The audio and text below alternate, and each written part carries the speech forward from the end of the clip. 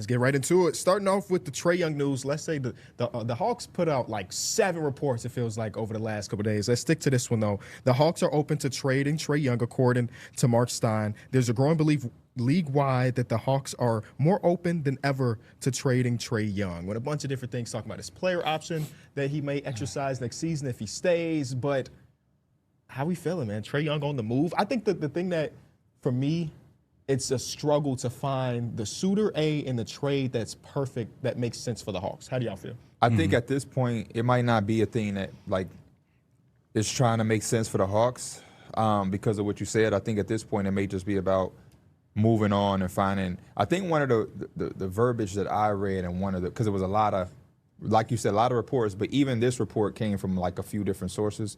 And one of them, it might have been Tim McMahon, said that they were looking for the exit route or, exit ramp. Yeah, exit ramp. So when you use that type of verbiage, to me, it's not necessarily a trade where you're like trying to trade Trae Young.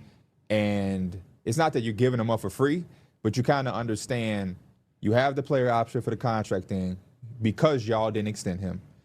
He's come back. Y'all are 0-6. Though y'all wasn't playing y'all greatest basketball, it's still just not a good image for him to return in 0-6, and y'all been getting up 125 in every game. And the best part of the season for them was him going down with his injury. So because of all of that, it's like, I don't – it just feels like they're trying to, again, exit without necessarily thinking about getting anything huge in return. But even to the point that you said, it's just like, what is out there? Yeah. Even from not like, the perfect trade ain't out there. Well, okay, let's take the word perfect out of it. What trade, what team right now, middle of the season, does this make sense from? And I think he didn't play last night against the Thunder because he had a quad injury. It doesn't make sense for a lot of teams at all. And just to take a real quick step back on the expectations, going into this season, you were one of the big sayers that this is going to be a tell-all season for the Hawks. Yeah. I was also a big believer that they were going to play better. Yeah. Me too. I had them as the top 3 to top 4 seed.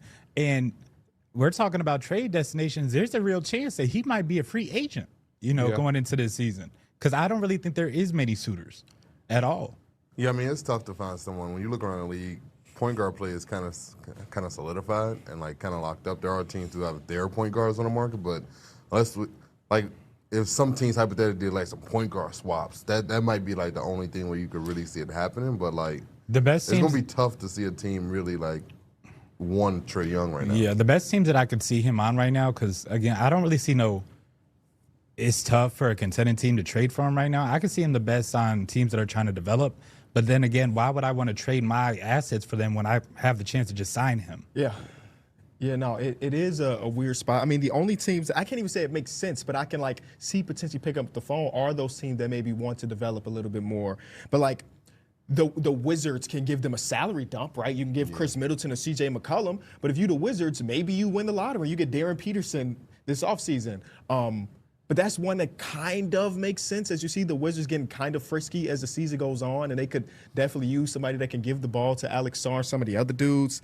But then, like we're talking about. Well, like a team that's desperate for some sort of attraction is Sacramento. Sacramento's always going to be a name when you talk about. They always going to be desperate. They want. Like, they haven't been shy about the things that they're interested in. Like, Darius Garland is not even available, and they were so ready to attach themselves to that. Like, it's mind-blowing that you haven't seen that with the Trae Young thing. I feel like the Kings are always so desperate that the minute any smoke was around the Trae Young situation, they would have immediately attracted themselves or attached themselves to that situation, but they haven't even done that. And it's not to say that they won't or that maybe they have and it just hasn't come out publicly, but usually the Kings are very quick to tell us, hey, if Ja Morant, if that situation over there turns to something, hey, we'd be interested. Oh, yeah, we want Jonathan Kuminga. We want Kuminga if we watching. Hey, Darius Garland, the Cavs ain't made him available, but boy, we're watching. They've been thirsty for something all year. Yeah, and we just haven't seen that with Trae. At least I haven't. If y'all have, let me know. No. I haven't either. So, like, if the Kings ain't jumping out the window, I'm a little concerned. It is, without a doubt, we all agree that Trae Young is a super talented NBA player.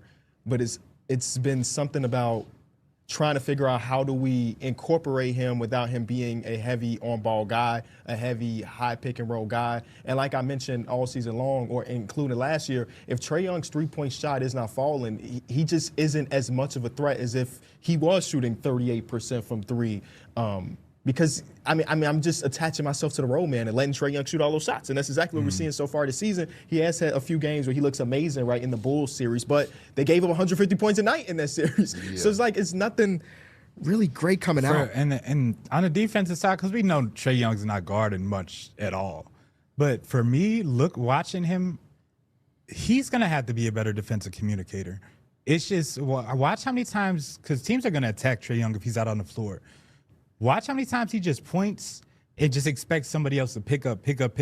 There is a lack of effort on his side. No matter how much that you kind of like are deficient on the defensive side, you just have to be better for any team to want you. How long has he been in the league at this point? A long time. Year 7? A long time. The defensive thing is always going to be an issue. That's why I agree with Mike, though, because I think 2 years ago, there was a year where Trae Young was locked in. Now, again, because of his size and, like Mike mentioned, deficiencies, he's never going to be turning water off. Yeah, for but sure. He definitely was a lot more engaged. Yes. And I think, to Mike's point, at the least, that has to be his standard. And this year, with all of this going on, that has not been. Well, yeah, I could definitely see that he's slightly disgruntled right now. So there's definitely a world where he's probably like, I don't give a damn about playing defense.